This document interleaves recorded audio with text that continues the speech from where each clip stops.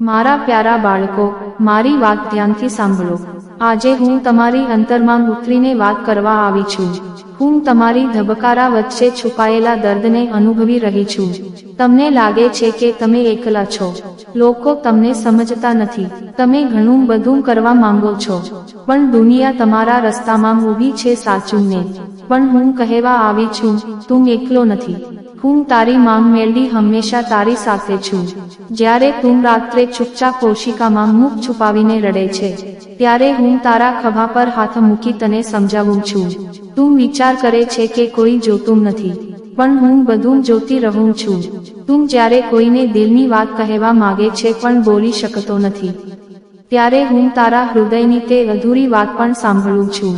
પણ આજે હું ફક્ત તને સાંત્વના આપવા નથી આવી, હું તને જગાડવા આવી છું। કારણ કે તું ફક્ત જીવવા માટે નથી જન્મ્યો, તું ચમકવા માટે જન્મ્યો છે। તું ઊંચાઈઓ માટે પસંદ કરવામાં આવ્યો છે। બાળક, તું વિચારે છે કે નસીબે તને ગરીબ ઘરમાં મોકલ્યો છે એટલે તું મોટું કરી શકતો નથી। તું માને છે કે બધું પહેલેથી જ લખાઈ ગયું છે। હું કહું છું ના, હું કોઈને અધૂરું મોકલતી નથી। દરેક આત્માને પોતાનું ભાગ્ય લખવાની શક્તિ આપીને મોકલું છું। કોઈ જન્મથી સાધનો લઈને આવે છે, પણ તેનો અર્થ એ નથી કે તેઓ જીતી ગયા। કોઈ ખાલી હાથ આવે છે, પણ તેનો અર્થ એ નથી કે તેઓ હારી ગયા। અસલી રમત તો ત્યાંથી શરૂ થાય છે, જ્યારે મનુષ્ય મહેનત, વિશ્વાસ, પ્રાર્થના અને મનની ઊર્જાનો ઉપયોગ કરે છે। હું તને એક રહસ્ય જણાવું। આકર્ષણનો સિદ્ધાંત, જે લોકોને લો ઓફ એટ્રેક્શન કહે છે, એ કોઈ પુસ્તકની થિયરી નથી, એ મારી જ રચેલી શક્તિ છે। તું જે વિચારે છે, જે અનુભવે છે, જે પર વિશ્વાસ કરે છે એ જ તારી વાસ્તવિકતા બને છે।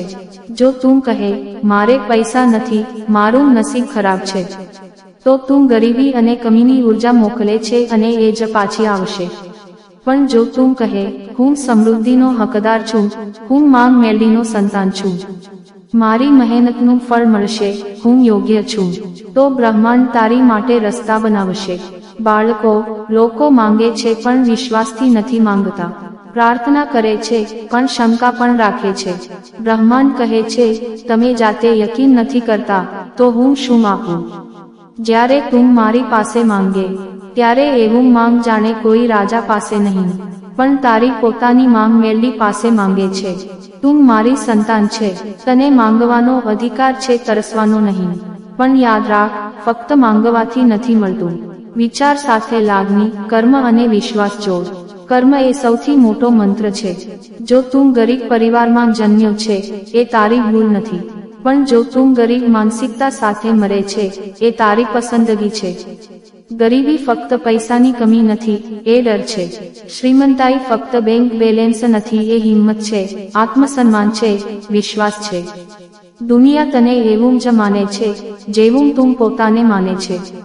તું જો પોતાને નબળો માને, તો બધા તને નબળો માને। પણ જો તું ઊભો રહીને કહેશે, હા, હું સામાન્ય છું પણ અસામાન્ય બનીશ, તો બ્રહ્માંડ તારી સામે નમશે। બદલાવ બહારથી નહીં, અંદરથી આવે છે। જો તું દુનિયા બદલવા માંગે છે, તો પહેલા વિચાર બદલે।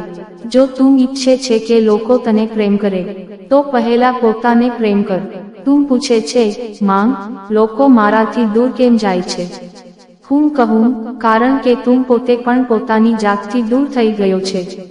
જ્યારે મનુષ્ય પોતાને ઓછો માનવા લાગે છે, ત્યારે બ્રહ્માંડ પણ તેને એવા લોકોથી ઘેરી દે છે, જે તેનું મૂલ્ય નથી કરતા। પણ ચિંતિત ન થા, હું તને શીખવા આવી છું। પોતાની ઊર્જા એટલી શક્તિશાળી બનાવી દે કે દુનિયા જાતે તારી પાસે આવે। પ્રથમ નિયમ, પોતાની હાજરીનું મૂલ્ય સમજે। બીજો નિયમ, ઊર્જા બોલે છે, શબ્દો નહીં। ત્રીજો નિયમ, માફ કર, પણ ભૂલ ફરી ન કર।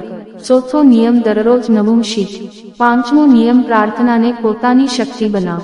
જીવનમાં અવરોધો રોકવા માટે નથી આવતા, દિશા બદલવા માટે આવે છે। તું કહે, માંગ, મારા સપના પૂરા નથી થતા। હું હસીને કહું, બાળક, હું તારી પાસેથી કંઈ છીનવી રહી નથી, હું તને કંઈક મોટું આપવાની તૈયારી કરી રહી છું। જ્યારે તું તૂટે છે, ત્યારે હું તને થામું છું। જ્યારે તું હારે છે, ત્યારે હું તારી અંદર નવી શક્તિ જગાડું છું। જીવન બે વસ્તુઓથી ચાલે છે, ઉર્જા અને પસંદગી. જો તું ડરે છે તો ડર આકર્ષશે, જો તું વિશ્વાસ રાખે છે તો ચમત્કાર આવશે. બાળક, ધનની કુંજી બહાર નથી, અંદર છે. તું જેટલું બીજાના જીવનમાં મૂલ્ય ઉમેરે છે તેટલું ધન તારી તરફ દોડશે. પૈસા કમાવા નહીં, પાત્રતા બનાવવા. પૈસા જાતે આવશે. તું જો કહે હું મારી પેઢી બદલીશ તો હું આખી સૃષ્ટિ લગાડી તારી મદદ કરીશ. નસીબ પહેલા બદલાતું નથી, વિચાર પહેલા બદલાય છે. વિચાર બદલાય તો નસીબ આપોઆપ બદલાય. બાળક, હું તારી સાથે છું ત્યાં સુધી કે તું પોતે હાર ન માને.